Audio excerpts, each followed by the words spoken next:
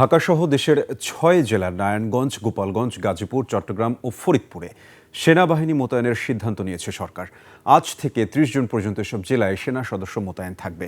গোয়েন্দা তথ্যের ভিত্তিতে কার্যক্রম নিষিদ্ধ আওয়ামী লীগের অপতৎপরতা রুখতে সেনা মোতায়েন করা হয়েছে বলে জানান স্বরাষ্ট্রমন্ত্রী সালাউদ্দিন আহমেদ। নিরাপত্তার আশঙ্কা না থাকলেও বিগত যে কোনো সময়ের তুলনায় বর্তমানে আইন শৃঙ্খলা পরিস্থিতি ভালো বলেও উল্লেখ করেন স্বরাষ্ট্রমন্ত্রী। আকবর হোসেন সুমনের রিপোর্ট। দেশের বিভিন্ন স্থানে কার্যক্রম নিষিদ্ধ ঘোষিত বিভিন্ন সংগঠনের বেআইনি মিছিল, শোডাউন ও অন্যান্য কর্মসূচির মাধ্যমে নাশকতা ও বিশৃঙ্খলা সৃষ্টির আশঙ্কায় ৬ জেলায় সেনাবাহিনী মোতায়েনে চিঠি ইস্যু করেছে স্বরাষ্ট্র মন্ত্রণালয়। ৩০ জুন পর্যন্ত ইন এইড টু সিভিল পাওয়ারের আওতায় প্রয়োজনীয় সংখ্যক সেনা সদস্য মোতায়েনের প্রয়োজনীয় ব্যবস্থা নেওয়ার নির্দেশ দেওয়া হয়েছে চিঠিতে।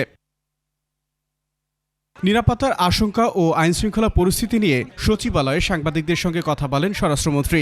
জানান, নিষিদ্ধ ঘোষিত সংগঠনের অপতৎপরতা রোধে এই নির্দেশ দেওয়া হয়েছে। কার্যক্রম নিষিদ্ধ যে মাফিয়া বাহিনী আওয়ামী লীগের কিছু অপতৎপরতা লক্ষ্য করা যাচ্ছে।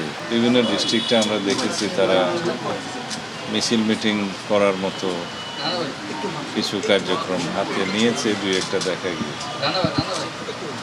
তাতে করে আমাদের মনে হয়েছে তারা হয়তো একটা অস্থিরতা সৃষ্টির পায়তারা করলেও করতে পারে। এই বিবেচনায় আমরা আমাদের সমস্ত বাহিনীগুলোকে সতর্ক থাকার জন্য নির্দেশনা দিয়েছি, যা সবসময় থাকে। বর্তমানে আইন শৃঙ্খলা পরিস্থিতি ভালো আছে বলে উল্লেখ করেন স্বরাষ্ট্রমন্ত্রী। সত্যিকার ডাটা, তথ্য, রিপোর্ট সবকিছু বিশ্লেষণ করে দেখুন, বিগত যে কোনো সময়ের তুলনায় অন্যান্য বৎসর এবং মাসওয়ারি অপরাধ চিত্র আমাদের এই সময়ে অনেক কম। আমরা সবসময় প্রয়োজনীয় ক্ষেত্রে ইন এইড টু সিভিল পাওয়ার, মাঝে মধ্যে বিজিবিকে আনি, মাঝে মধ্যে সেনা সদস্যদেরকে আমরা নিয়োগ করি। এটা রুটিন ওয়ার্ক। বিরোধী জোটের কর্মসূচি নিয়ে স্বরাষ্ট্রমন্ত্রী বলেন, সভা সমাবেশ করা বিরোধী দলের গণতান্ত্রিক অধিকার, এতে গণতন্ত্র বিকশিত হচ্ছে। বিরোধী দল 11 দলের ব্যানারে সমাবেশ করছে, গণতন্ত্র বিকশিত হচ্ছে।